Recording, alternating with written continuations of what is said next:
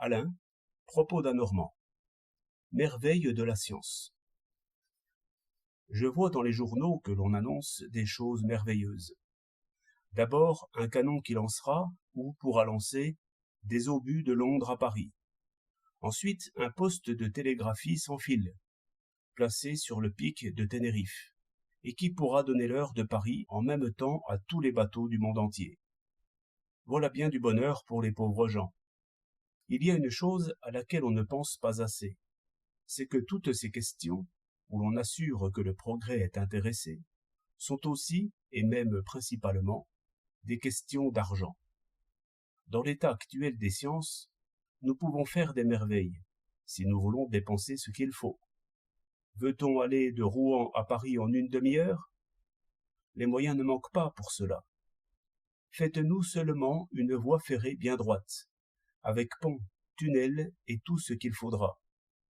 Ayez soin qu'elle ne soit pas encombrée par de viles marchandises et par de méprisables wagons à bestiaux.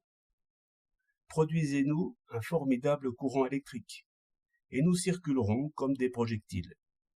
Oui, seulement un homme sensé dira « Il y a d'autres biens au monde que celui-là, et, avant de nous ruiner pour l'avoir, il faudrait peser un peu d'autres biens qui nous manquent. » Nous sommes loin de la paix économique. La paix économique, chez nous seulement, serait déjà un bien. Nous l'aurions si nous savions distribuer un peu mieux le bien-être et renvoyer les produits à leur source, dans toutes les maisons où naissent les heures de travail. Je n'irai pas jusqu'à supprimer toute espèce de luxe, quoique le luxe se paie par bien des misères. Je commencerai par ne point faire inconsidérément de nouvelles dépenses de luxe.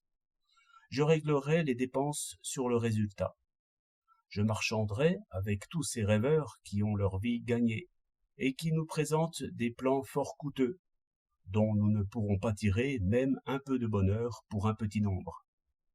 Si quelqu'un demandait, comme il arrivera peut-être, une dizaine de millions pour faire des signaux à la planète Mars, je lui rappellerai que la cité manque encore de meubles tout à fait nécessaires.